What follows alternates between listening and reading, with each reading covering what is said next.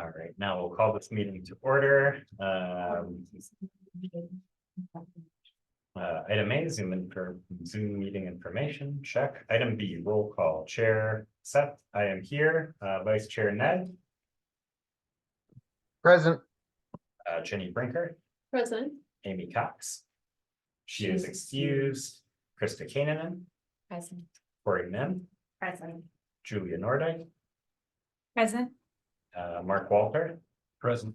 And we will soon have an elected alderperson once commission assignments are made. The new crew was sworn in yesterday.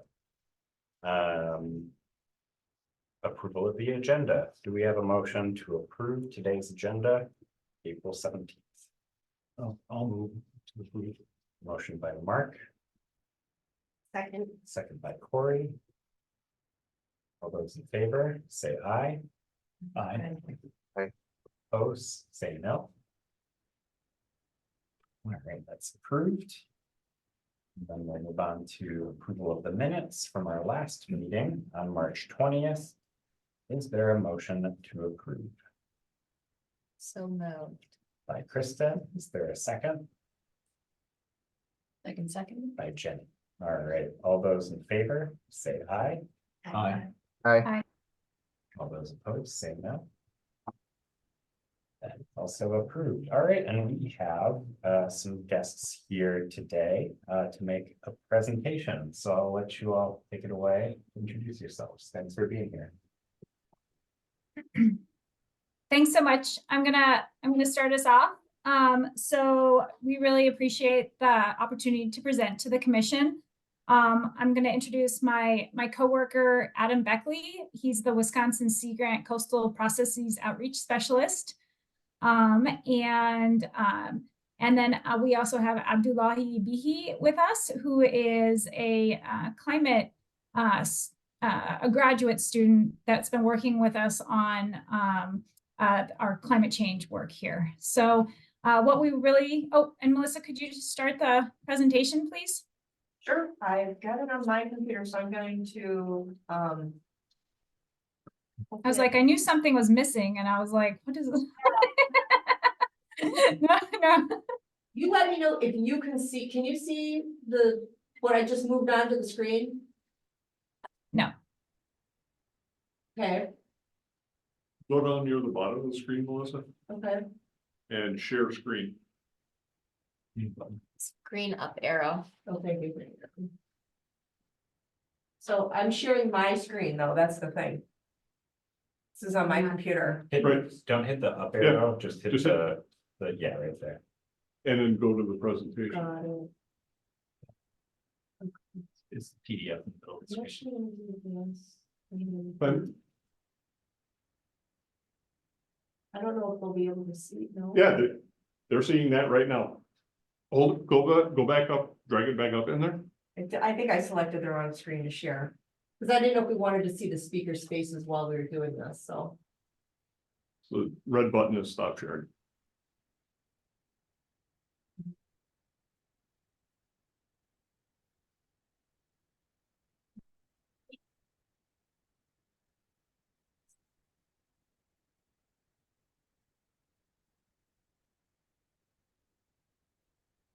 Sorry, guys. Just bear with me a moment.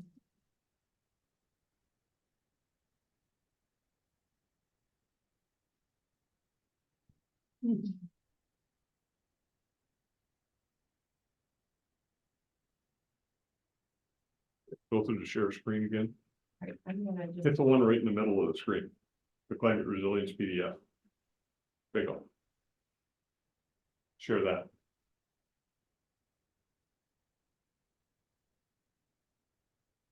how do I make it bigger?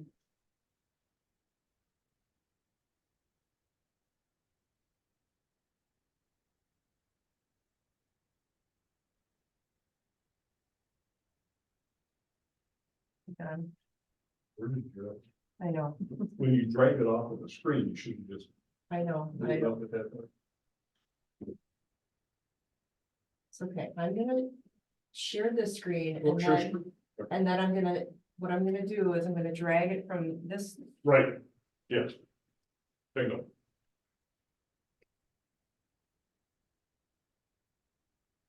Okay, can you all see that? Julia? Yes, I Okay, think we're good. Great, okay.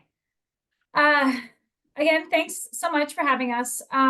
This has been a project that's been about a little over a year in the making. And it came from my work on the climate resilience work group and some of the goals that were set a couple years ago at that point. Abdullahi has been working with us for the last couple of years to help us gather data. And so if you want to move to the next slide, actually, Melissa. Oh, and that, yeah.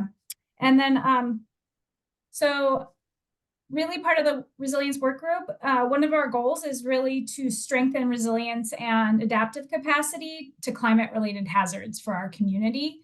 And so 2 years ago, when we were thinking about that, it's like, where do we even start? So it was really to think about, we have a lot of good data sources in the state and around the Great Lakes. And just to even start by outlining the local climate changes, projections, and impacts, really what matters to us. We see a lot of information about national trends or global trends, but what really can we think about what we're going to start, what we have been and what we've been seeing and what we're going to see for the future here locally. And then secondly, really trying to start to think about the human element of this also too in our community, like who's being impacted and who's the most at risk and who's the most vulnerable. So those are kind of the goals, setting out to just try to take some of the climate data that we know exists and then also, and to kind of make it localized for our community and start to look at places that might be more resident areas that might be more impacted than others. Next slide. So enter Abdullahi. He's been wonderful to work with. He's an urban and regional planning student at UW-Madison. He's getting ready to graduate next month. He'll be going to the National Adaptation Forum with a poster about this project. So if you're there, say hi to him. Yeah, he's an MS student. So and he came up last year, he presented at Green Bay Leadership Green Bay, sorry. And I'm gonna hand it over to him to talk about some of the information that we've collected over the last couple of years.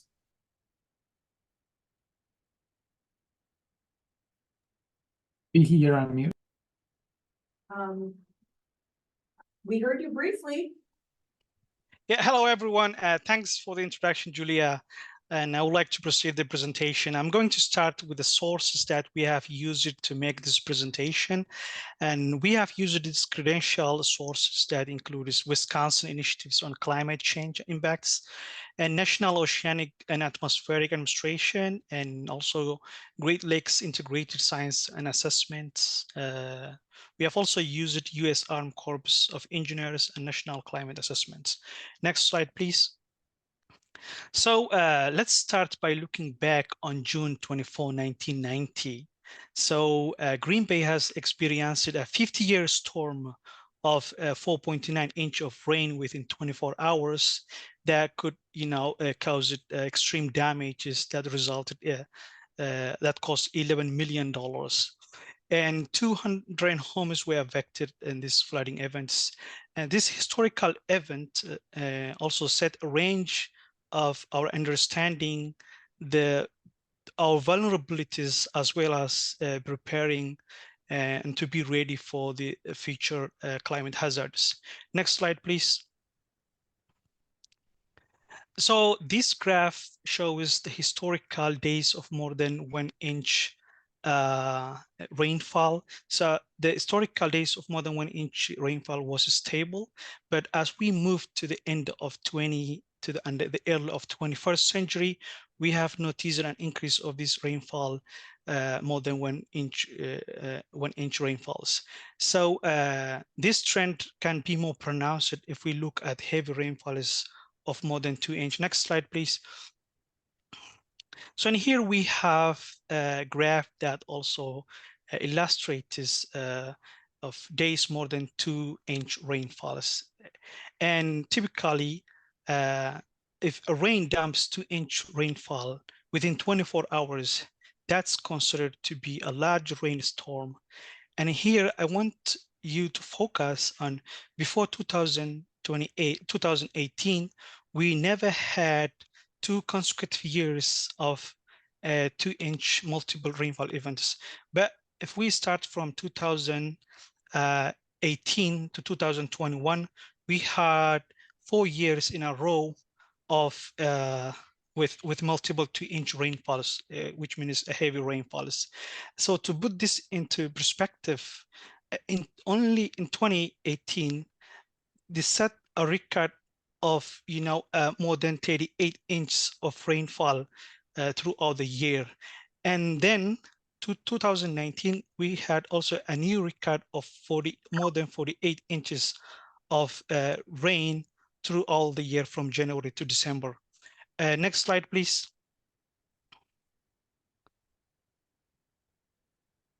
All right, I'm following along. Okay. Okay, so here we have also a projected large rainfall events, and these maps are from Wisconsin Initiative's Climate Change Impacts.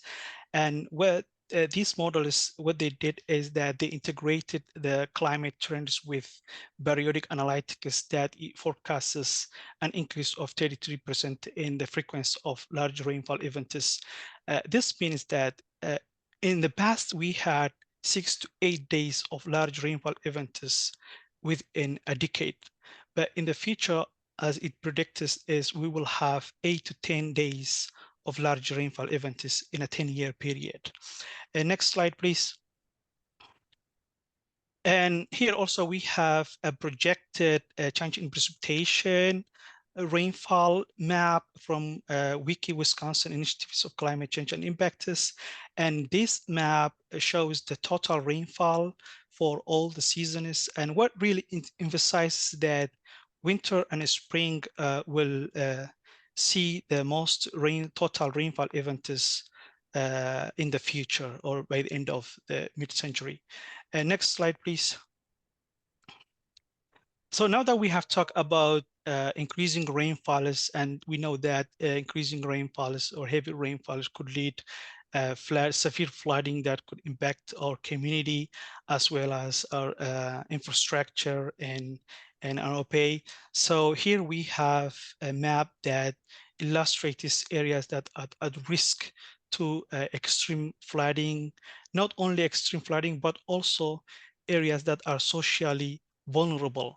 So when we say socially vulnerable, it means that, and the way that we define social vulnerables is we have looked at certain factors that define social vulnerability, and these factors includes how is the socioeconomic of, for instance, the Black group or the community that lives in that Black groups, and we have looked at the percentage of, for instance, the low-income community within that Black groups, and also the education level, as well as the housing, the percentage of the people that live in mobile houses or maybe renters, and low educated community within the Black group, and also people living alone, single mothers.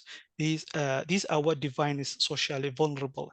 So we have looked at these social vulnerables, and also we have seen that heavy rainfall events are happening. So the map shows, for instance, the red area is where the community or the residents that exposed to high or that are vulnerable to extreme flooding, as well as socially vulnerable areas.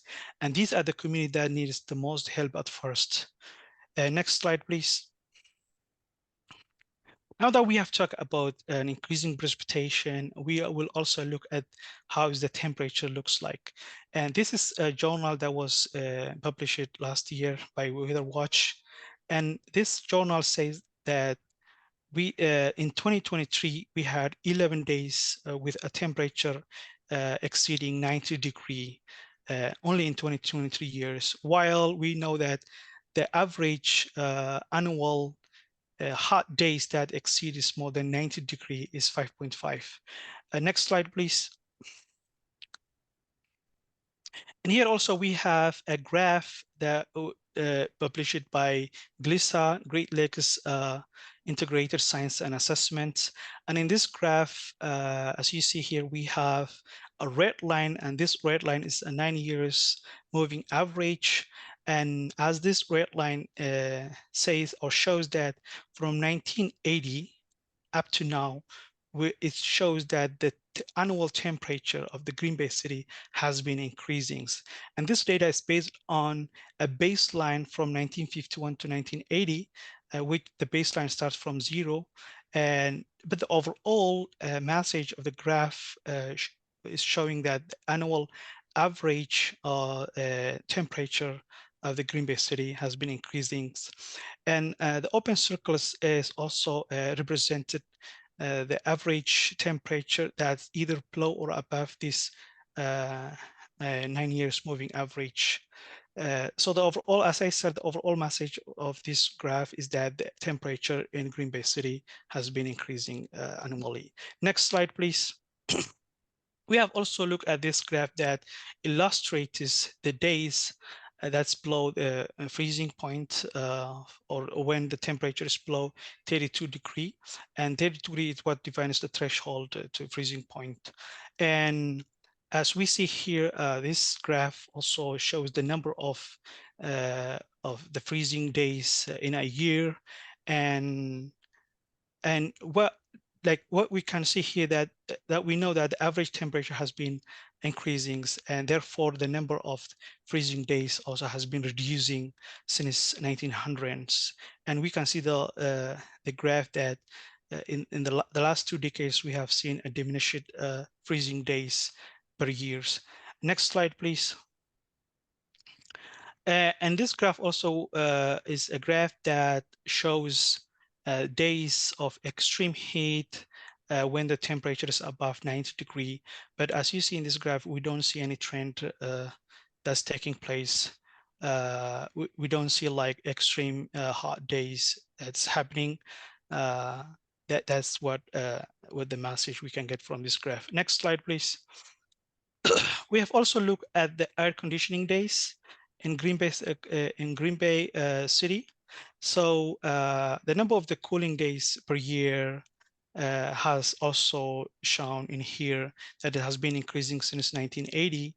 And as you see the graph or the blue line, it shows a trend that's going upward since 1980. So as we know that the average winter temperature is going down, the cooling days also, the graph shows that the cooling days also going up. Next slide, please. So now we have seen the local climate data, but also we will also picture how it looks like the statewide projected change in temperature or annual temperatures. So again, this graph is also from WICI, Wisconsin Initiatives of Climate Change Impactors. And as projected in this graph that Green Bay City will face a warmer annual temperature, average annual temperature, that's up to 4 degrees by mid-21st century. Next slide, please. So this also shows projected change in, especially in winter nights, annual average temperature through all the states. And what is projected here that winter will even become more warmer than that of the day warming, and the winter will warm up by 6 Fahrenheit by the mid-21st century in Green Bay areas. And next slide, please. So now that we have talked about an increasing temperature and also the projection is, we will also look at how the impacts would look like. So if the temperature keep increasing, people, animals, and also plants will suffer. Dairy animals will not be able to produce milk when it's humid and when it's above 80 degree. And also I would like to go or walk with you heat vulnerability index. a map that we have created for overall Brown County area and also Green Bay area. And this heat vulnerability index has three factors that make up heat vulnerability index, and these are exposure, sensitivity, and adaptive capacity. And I would like to discuss with you one by one. Next slide, please. So we have here exposure. Exposure represents the physical and also environmental stressors or characteristics that leads to a worse health outcomes at individual level or at community levels.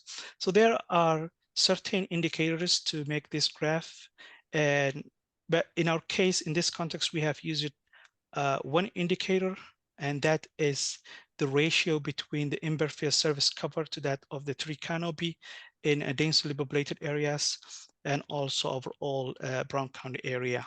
So the reason that we do not included the other indicators such as the particulate matter concentrations or ozone depletion in Brown County area, or even the annual temperature these three other indicators we were not able to include because we did not have data available for Brown County.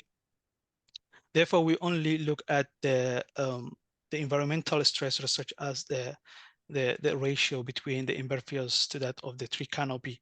And as we see here, we have here census tracts that show exposure ranking up to 5. So just to also explain, we have up to 5 ranking, and 5 means a census tract that is vulnerable to exposure, the most vulnerable to exposure, and 1 means less vulnerable to exposure. We have also included in this map municipal boundaries. These black lines are the municipal boundaries of the Brown County area, and also we included Odina Reservation shapefile. And here what I want to emphasize that we have here a census tract in the Brown County area and also outside of the Brown County area that is vulnerable to exposure to extreme heat, and this could mean that there are less tree canopy in these areas. Next slide, please. We have here sensitivity, and what we mean sensitivity is that the degree at which the individual or a community level can be affected by extreme heats. So the indicators that we have used to define sensitivity includes the health conditions such as heart disease, asthma, people living with asthma, people living with heart diseases, and also other chronic diseases. Disabled people, seniors, children. We have looked at the percentage of each of these indicators to illustrate or visualize the sensitivity. And in here again, densely areas such as in Green Bay City shows a census tract that has the highest ranking when it comes to sensitivity. And we have also seen other places that has up to rank 4 in other districts in Brown County. But as we see in central Brown County, these are where the sensitivity is actually lower in ranking. So next slide, please. Adaptive capacity, and again, adaptive capacity is the ability at individuals or a community is able to recover from hazards to extreme heats or able to mitigate hazard to extreme heats. And again, the indicators we have used for in here is the income and unemployment or level of education, linguistic, and the population of non-white people. And in here, again, in Green Bay City, we have also a census tract that shows low adaptive capacity. And this adaptive capacity is spread all over the County, but when we focus on Brown County, we have certain census tracts that shows low adaptive capacity. Next slide, please. And here again, we have combined all these three factors that define heat vulnerability index for Brown County. And as you see here, combining these three factors, again, Green Bay City shows the census tract that are highly vulnerable to heat vulnerability or vulnerable to extreme heats. There are other places that also show, but the census tract that shows the highest is in Green Bay City. Next slide, please. So we have talked about rising temperature. So that rising temperature could, create the situation such as like diminishing ice cover the bay or of the bay areas. And next slide, please. And here also we have a map that shows the change in ice duration in the Great Lakes since from 1972 to 2009. And what really this map is saying that overall the lake, there is a significant reduce in ice cover, but areas that has the highest reduction in ice cover is the areas near the shores. For instance, here we would like to show Green Bay shores, and that shows reduction in ice cover, while other areas like this, dark color there is no significant reduction in ice cover, but areas near the shores shows ice cover reduction. Next slide, please. 5 minutes left. Okay. Okay, so here we have a Lake Michigan ice cover data since 1970, and this is what showing the number of the days with frozen days in Lake Michigan, and we could see that there's a decline since 1970 to 2020. Next slide, please. We have also looked at the local level, Green Bay City. Ice cover the Green Bay City areas, and this is the ice concentration, daily average ice concentration, which is in percentage. And we have looked at since 1973, and we also witnessed that there is a decline in ice cover in the Green Bay City. So next slide, please. And here also we have a projected change in ice cover duration by the end of the century. And what really this map is saying that is Green Bay will have like 60% less ice cover days by the end of the century. Next slide, please. Okay, and now that we have talked about the diminishing ice cover, I would like to also go with you this coastal flooding event that occurred April 8, 1973. And this coastal flooding event has forced 800 people to move from, from their homes and a lot of destruction. Next slide, please. So we know that storm surge is when the water pile up. And when these storm surges coincides with high lake level waters, that's when extreme flooding or water come into the city. And that's when we say, when these two, like high lake level and high storm surge come to coincides together is what, extreme floodings. And that's when we see a lot of destruction in roads and coastal erosions, and boats are destroyed. Next slide, please. So now that we have talked about a storm surge and also water lake levels, let's see events that has been occurring since 1960. We have a storm surge at 3.8. I mean, like these black arrows represent the storm surge since 1960, and this blue line is the water lake levels, and the red line represents the average water lake levels.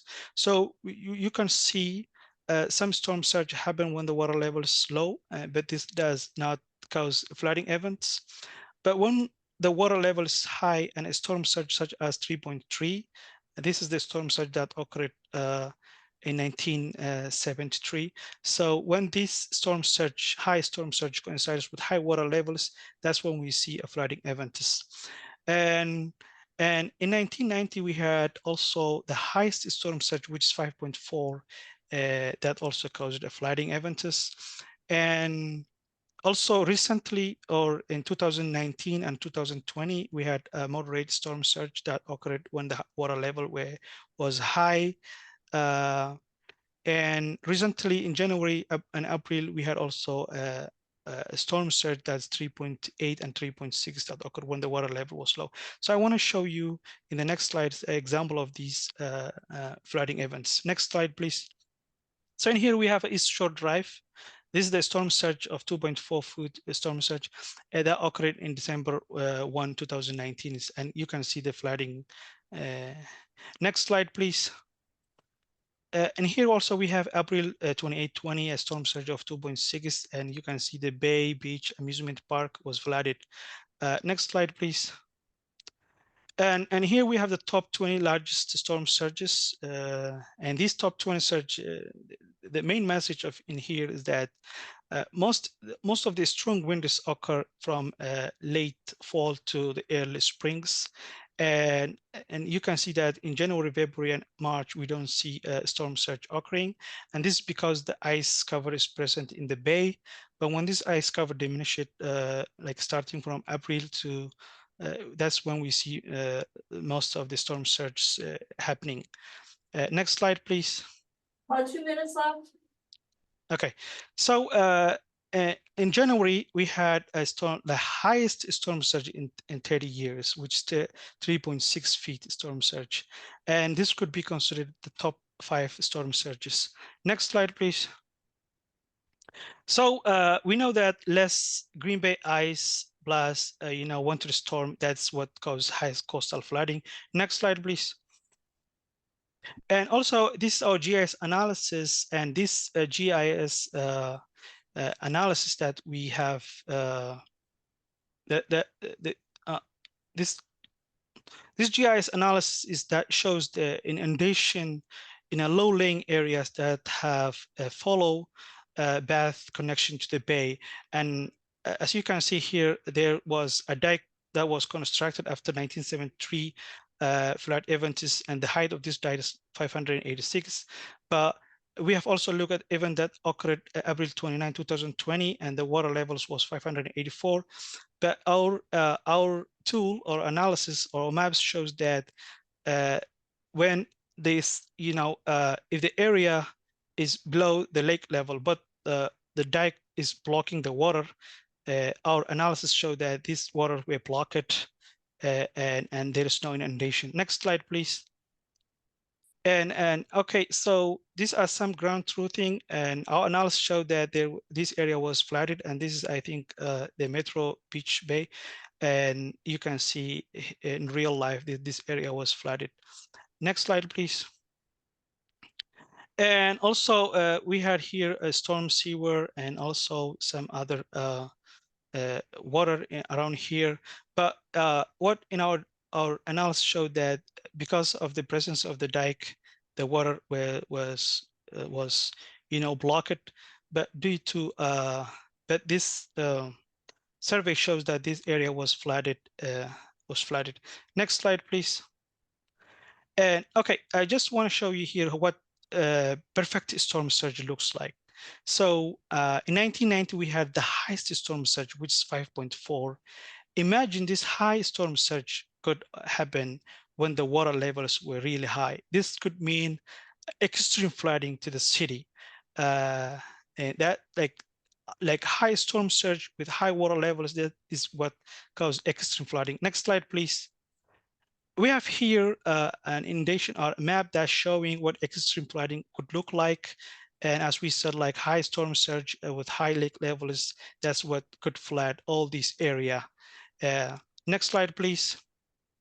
And here also we want to show like where the waters can over top. Like these are the possible locations that the waters can overtop and flood throughout the city. Next slide, please. And finally, we have the summary, and I would like to return this into Julia. Thank you very much.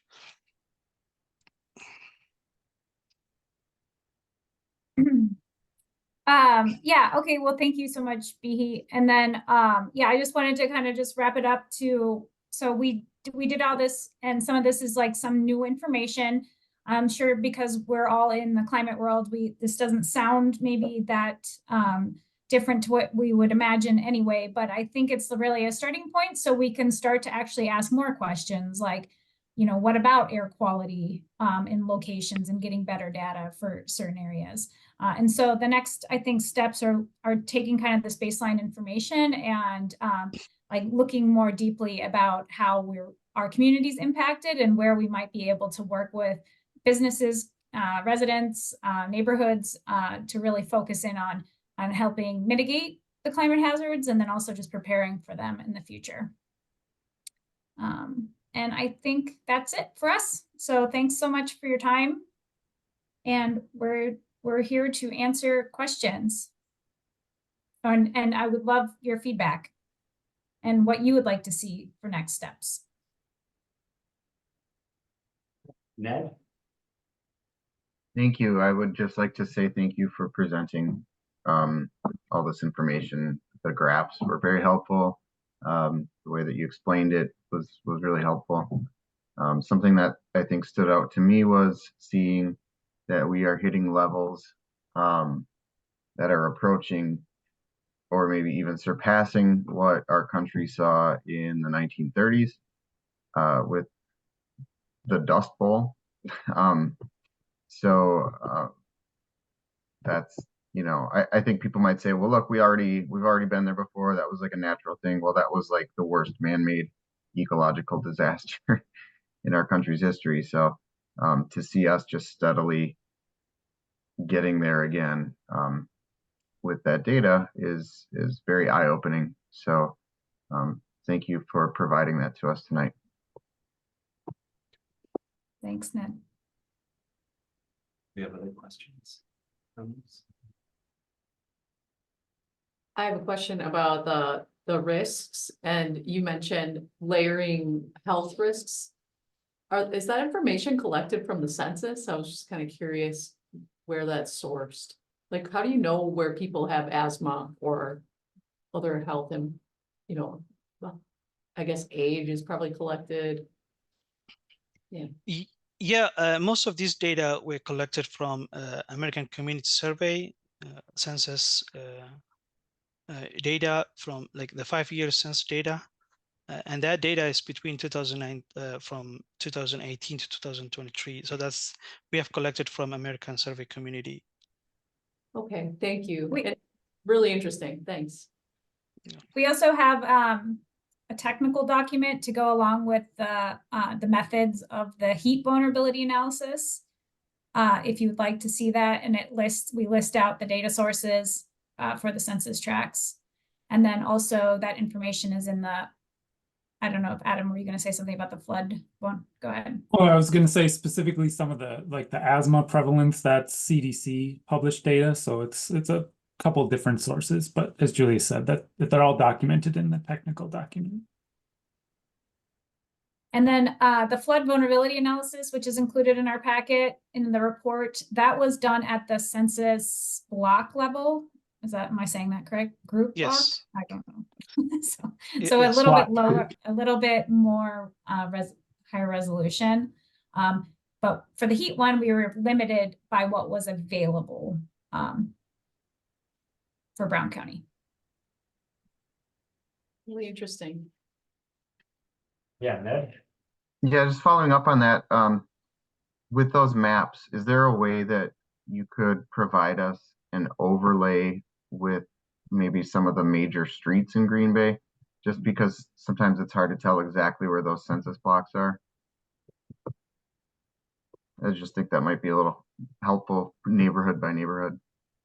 Yeah, all the GIS file data is made available to the city for their, and then we we can talk about trying to create some additional maps depending on what the needs are, like maps that would be not GIS files, like something you would want to maybe take to a pollinator group or something like that. Cool. Other questions or comments? All right, hearing none. I just have some comments. I just want to say thanks for the presentation. I think there was a lot of great information throughout it. And I also think it could be great information for future grant writing for, I know at least park projects, probably other city related projects. So I think, yes, being able to utilize like the GIS layers and that type of thing could help build a good case for why we need funding for things like our East River floodway projects that we're looking at and that type of thing. So thank you very much for the work.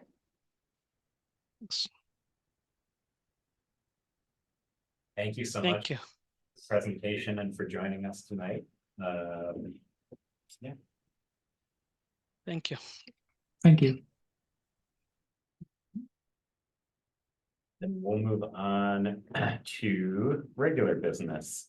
Discussion and possible action to make a presentation to Common Council on our Sustainability Commission work plan in June 2024. So I think the idea, at our last meeting or several meetings ago was we would finish our work plan, and similar to a few years ago, we would present it to the new council. Great idea. I think when we actually looked at the calendar, with council schedule, some other folks' schedules, it might be well into July until we can find a day to present. And I do also think that council will be looking at our completed work plan after this meeting. So that is the motion on the table. However, we could just decide that them getting it in writing would be sufficient. So wanted to just raise that as well.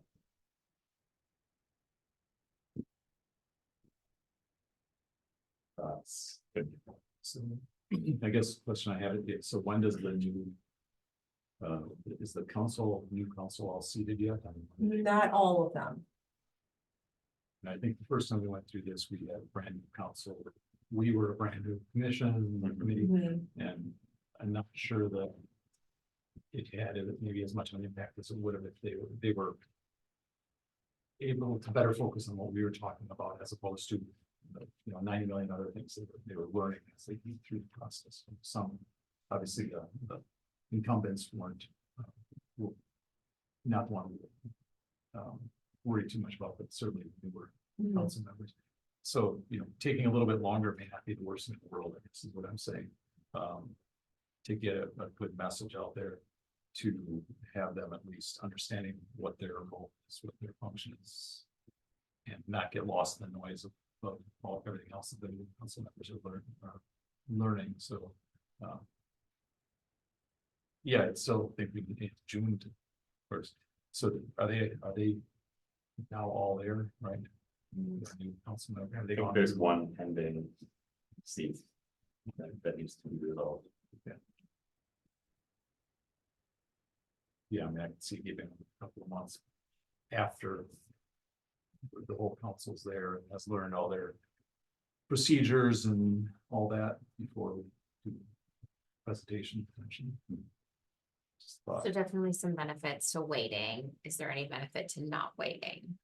Just for the full picture, like, is there any benefit to pushing the presentation earlier? I don't know. I'm genuinely asking the question. I think scheduling wise, it's either waiting or just letting them get the written plan and calling that sufficient to communicate their goals. I believe the city departments put together some information for new alders, or I don't know when they get that information, when you're sworn in, maybe something like that, but I'm wondering if maybe the commissions also have something like that within that documentation, and if not, perhaps we could add something like this to it. Just so they kind of have that in hand along with the other policies, procedures, whatever they get. I'm not quite sure. I'm just gonna reach out and ask Steve if he's aware of, just because he's been on staff a lot longer than I have and has dealt with a lot of different commissions and committees. is there an information packet that newly electeds get once they take office?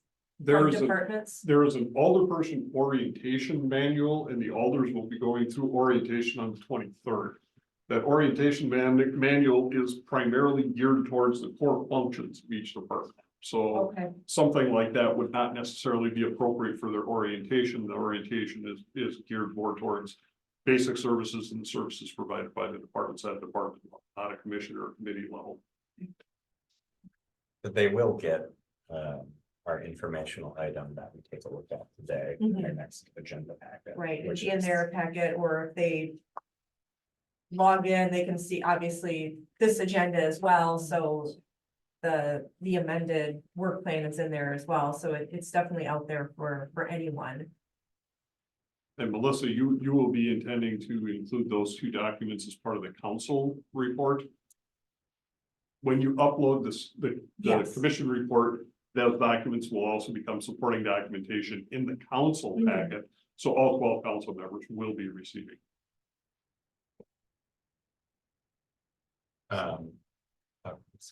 Yeah, I was just gonna say, so then, I guess the question for us is, as a commission is there do we believe that there's a benefit to actually present in person, or we'll let them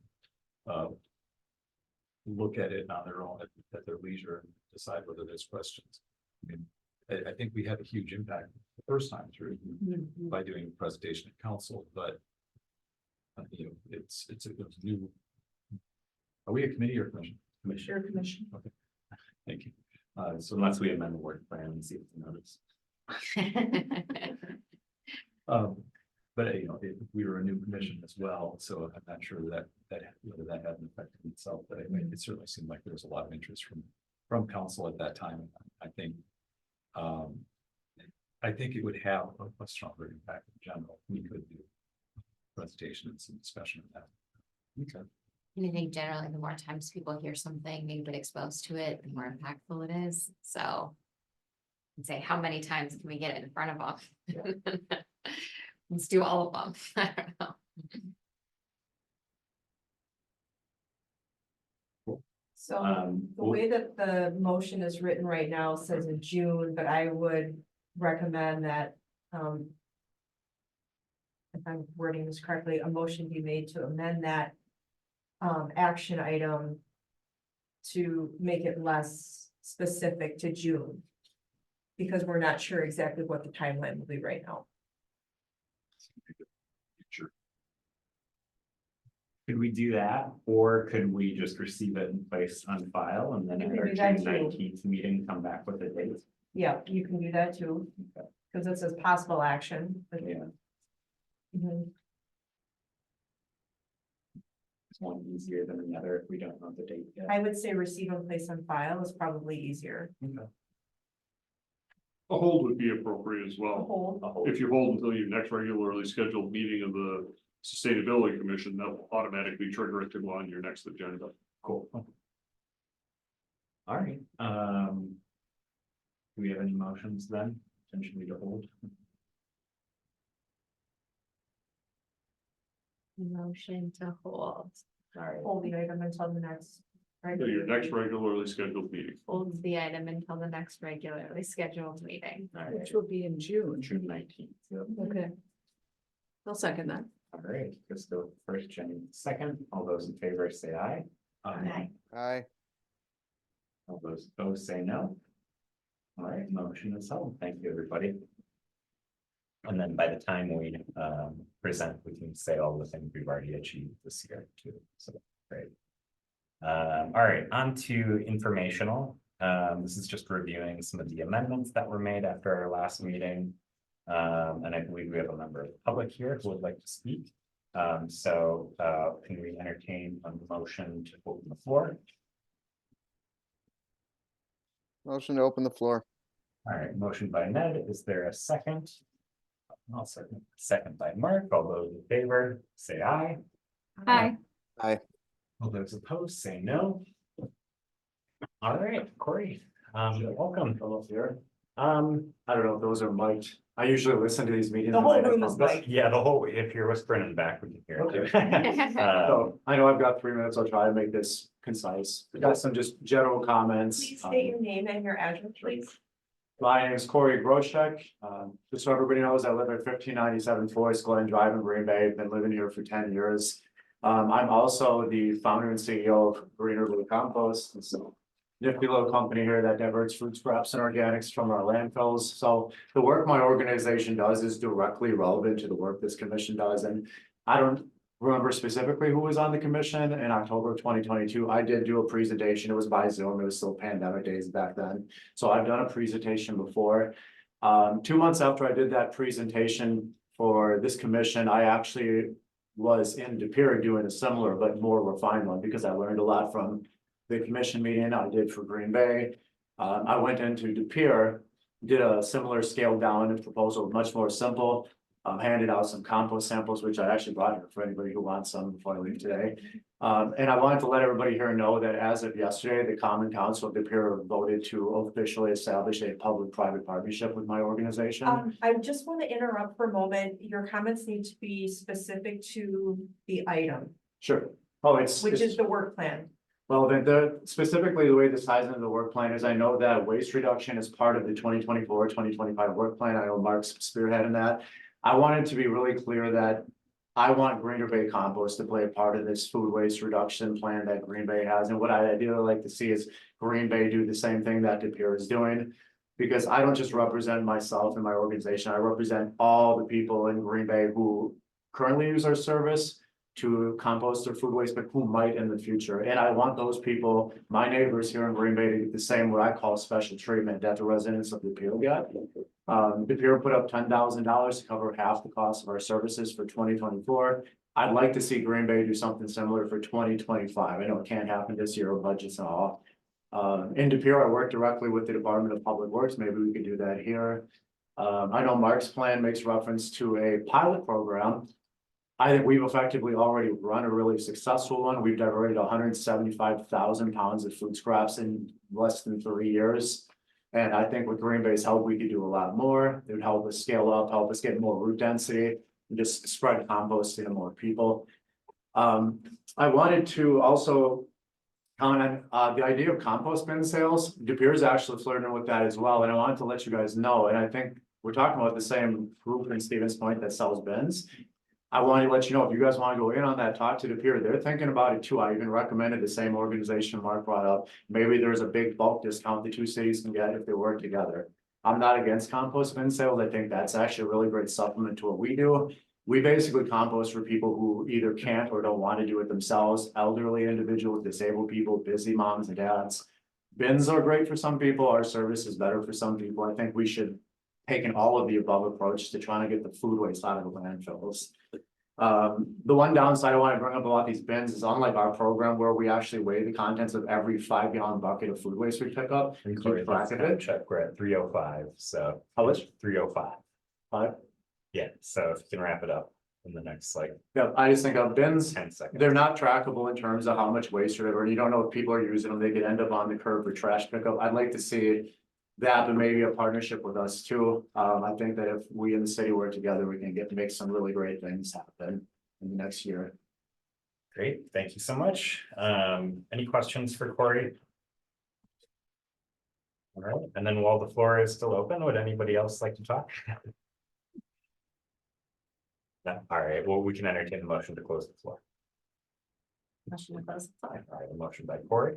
Do we have a second? Second by Krista. All those in favor say aye.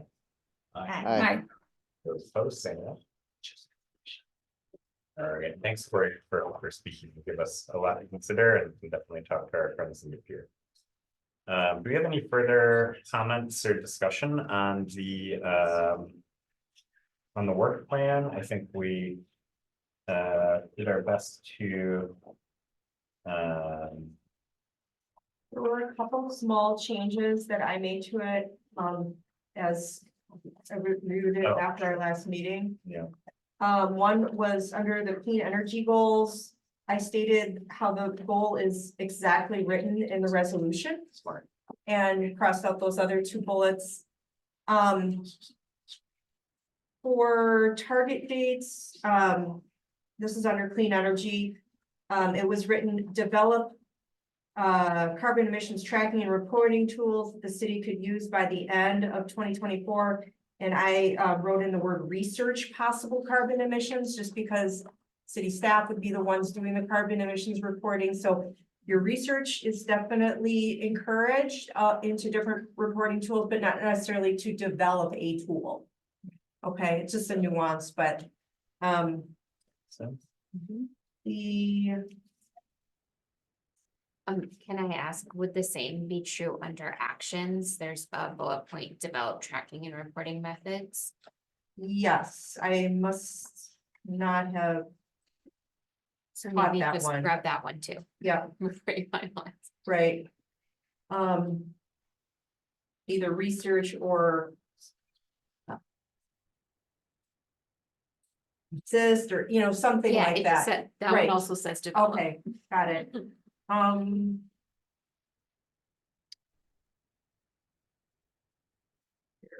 There was a couple other items,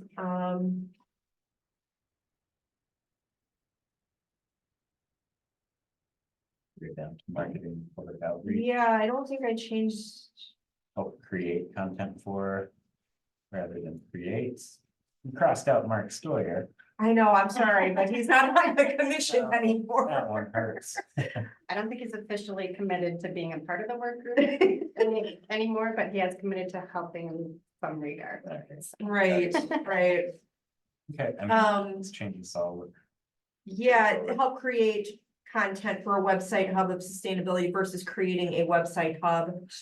You know, because any help as far as like suggestions for website content and things that we can then take as staff and then put into, you know, enhancing either existing web page or creating a different sub web page, things like that. So that was a minor change. And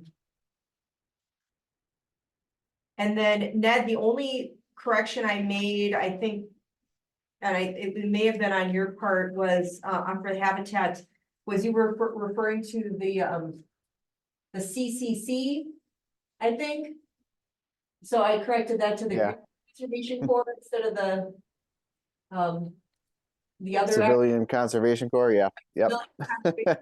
You're talking about the Dust Bowl and the CDC. I know, I'm back in time tonight, yep.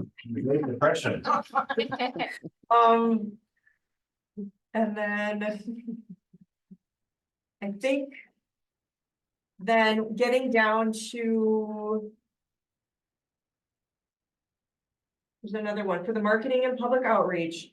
So for the funding sources, I did cross out add communication budget within grant proposals to advise staff to incorporate digital marketing budget within grant proposals. Just because this board doesn't have the authority to say add a budget within, you know, grant proposals unless it's, you know, but advising staff to incorporate it, I think that captures it. As far as adding marketing budget for digital communications into, or for social media. I think that was back to what you were talking about at the last meeting, Julia. Yeah, I think that sounds great. Okay, and then I wrote in under investigation. For also on the second bullet point, under funding sources, for adding a city budget for promoting city of Green sustainability. So really that, and we've talked about this before, but adding in a specific budget. Specifically for the Sustainability Commission is a no-go. So that needs to come because it's not, no commission gets their own budget. Nor committee. And there was city budget made available through the stormwater utility for those promotional items. So I mean, that's still on the table. That's as far as a table for outreach events and chairs and a pop-up canopy. But having a dedicated city budget, whether it's the city general fund or whether it's through stormwater specifically and only for sustainability commission, it's not moving forward. I have a question on that. The way it's written there, it says promoting City of Green Bay sustainability. Is there a way to frame it, like as it's written, to promote the initiative of the City of Green Bay to move towards sustainability rather than making it commission specific? Right, and I feel like, I mean, that is happening and it will continue to happen, but Public Works does a lot of different Facebook posts. Yeah. Parks Department, I mean, there is a lot going on as far as promoting sustainability.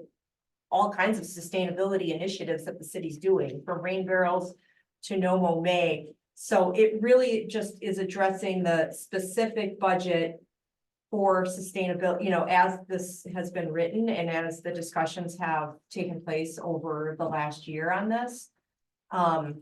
But yeah, that is how it stands, and that is, you know, that's how this, I mean, that's how commissions work, but also it's coming from the highest authority within the city as far as backing that same sentiment. Okay, are you saying the mayor? Yes. Backing that? Yeah. Okay. And that is exactly why I'm here tonight, is to make sure that we are crystal clear about that. There will not be specific budgets established for initiatives of the Sustainability Commission. There are no commissions, committees, or boards that are funded by the city of Green Bay, not even our standing committees, which include our alders, which have budgets established especially for their activities. If, as you're alluding to, if there are activities which represent city initiatives as the whole, then we can discuss those on a one-to-one basis. And there are still opportunities like Melissa talked about, where if there are events that we want to represent the city and sustainability initiatives, we won't have anything dedicated for the Sustainability Commission, but if Sustainability Commission or Friends of want to man a booth and have materials available, we will make sure that resources are available to allow you to do that. But a specific budget for sustainability has been talked, I've been approached on it at least 4 times since the Sustainability Commission has been here. And I have relayed message through those who come to me as a department head. I am here to tell you that I have had personal conversations with the mayor, and because we do not fund individual boards, commissions, or committees like that, there will not be something similar. We have to be consistent. So did you say that each department should maybe budget for that then if we want to? What I'm saying is, And that's- if the Sustainability Commission has plans for an event that benefits the city, you can't go out there and brand yourself as the Sustainability Commission. You're going to have initiatives that represent the city of. If those types of things, bring them back through Melissa, through staff on a one-to-one basis, I'm more than happy to take a look at those things. So like, for instance, for like our Healthy Habitats for All, and with some of those projects being like pollinator plantings and things in parks. Is that if we wanted to promote something like that at an event, is that something we could maybe get materials from through DPW or perhaps parks, or I guess could there perhaps be an umbrella to cover sort of city related? I'm not in a Promotion? position to be able to talk about individual initiatives tonight that I've not heard of before. Okay, If you've got specific things, bring them in. We will definitely take a look at them. If there's something that I can partner with the Parks Department and have a conversation with Director Ditchite, I'm more than happy to do that. And the items that were approved last year through the stormwater budget, you're talking above and beyond table and chairs and a pop-up tent. Non-branded. Like it would be City of Green Bay, sure. right? But are you talking about more like, I guess it felt like a constraint when we wanted to do a table event and we were told, you know, we had to talk about stormwater because that's where the funding was coming from. But if we wanted to also bring in some of our other city initiatives, such as, you know, things in the work plan and but also related to park projects that are being implemented, you know, then where can we get funding to help promote those other initiatives and things too, and build support for that? well, I mean, what the normal channels that we have right now, like promoting through Facebook, through our, you know, Parks has Facebook. Green Bay Conservation Corps has Facebook. Public Works has face, we all have our individual things. So I mean, we have a lot of channels established for communicating that, for promoting those events. Yes, I understand, but not everybody has internet or, the capacity to, even if something is promoted on Facebook, maybe they scroll past it, or, you know what I mean? So I think it would be nice to have other channels, for communication beyond website and. Like mailers, are you talking about, or? No, I mean, in our plan, we're talking about tabling 3 events a year, so it's fairly minimal, of what we would be looking to promote. But I think it would be great to have the opportunity to promote something beyond stormwater, which is right now wonderful that we have that resource, to be able to use that to promote those things. But I know DPW is also promoting stormwater, so it would have been nice to have kind of more materials and opportunity to speak on behalf of more. And I don't know exactly what that means as far as materials and things right now.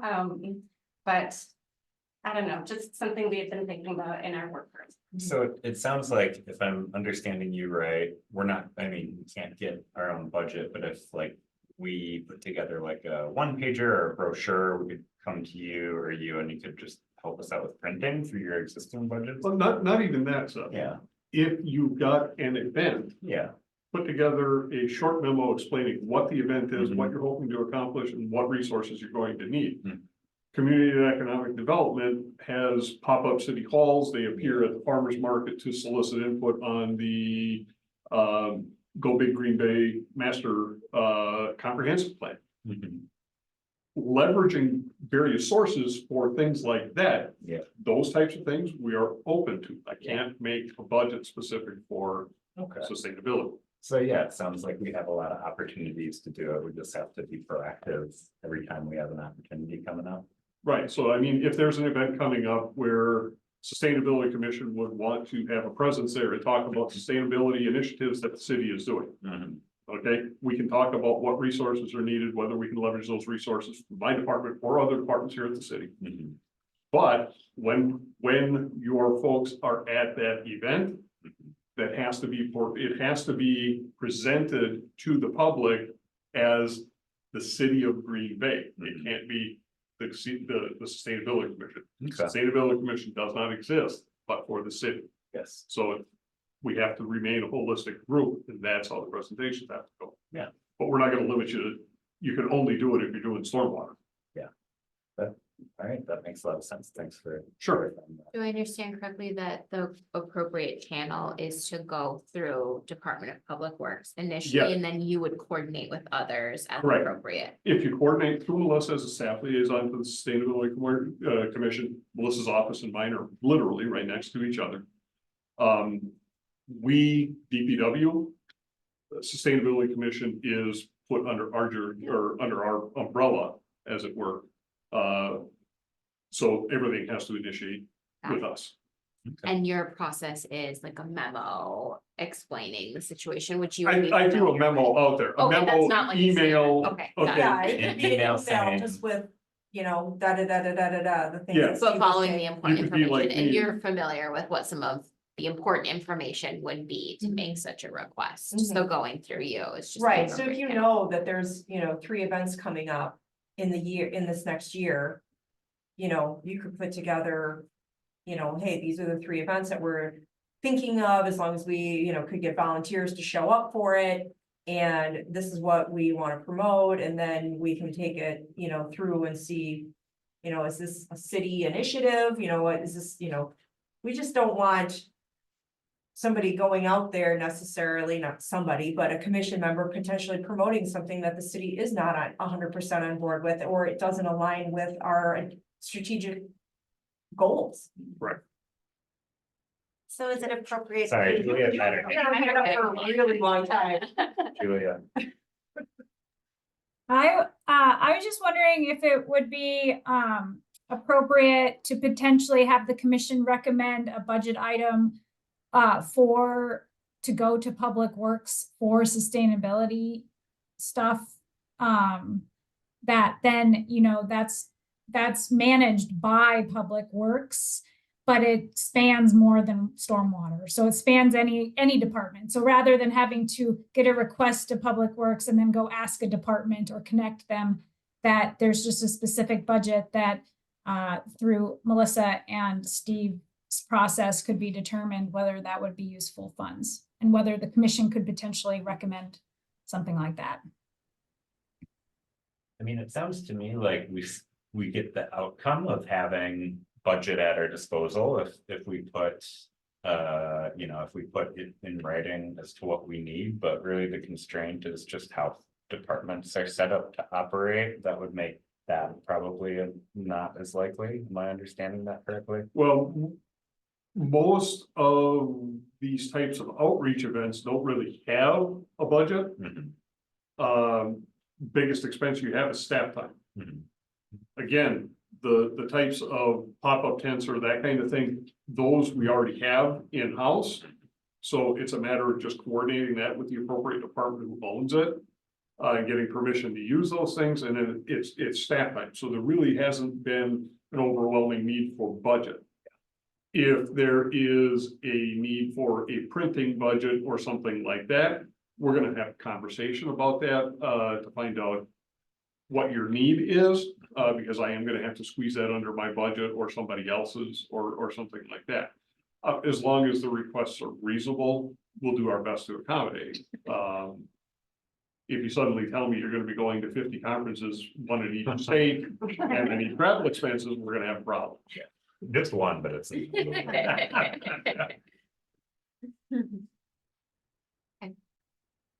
But I do have one more question.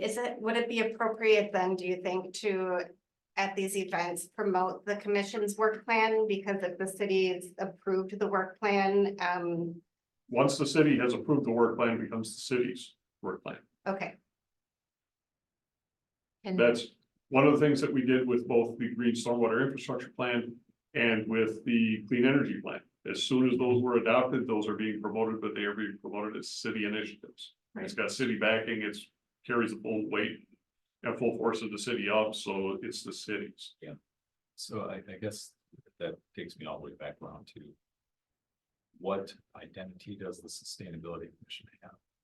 Or we as members of this commission? It's a commission of the city of.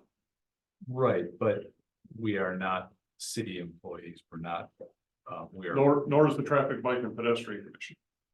Right, but if we're at a public event, is it allowable to identify ourselves as members of the city's Sustainability Commission, Absolutely. talking on behalf of the city? Yes, Okay, 100%. that's kind of, it sounded almost like we couldn't say that. not at all. so as long as we're talking about approved things that have gone through the appropriate channels, we can represent it as representatives of the city. Yes. And that would be appropriate. Correct. Otherwise, I'd have some explaining to do. No, and I mean, I've always heard us being referred to it as an advisory committee for like a little further clarification, so. Do we have other questions? Questions, concerns, comments? With the marketing or just on the plan in general? Thanks, Steve, for coming here tonight. Well, and thank you. This is my third night meeting this week, so Oh. I'm going to leave. All right, take care. Thanks, Steve. All right, well then, since this is informational, we can just move on, unless we have any tweaks and friendly amendments, but we can just move on to resilience coordinator report. Okay, I'm gonna keep it brief. So we received word this week that we received the energy efficiency, it's a federal grant through Department of Energy. Energy Efficiency Community Block Grant, just under $160,000, and it's the funding for our limited term energy engagement specialist. So that's good news.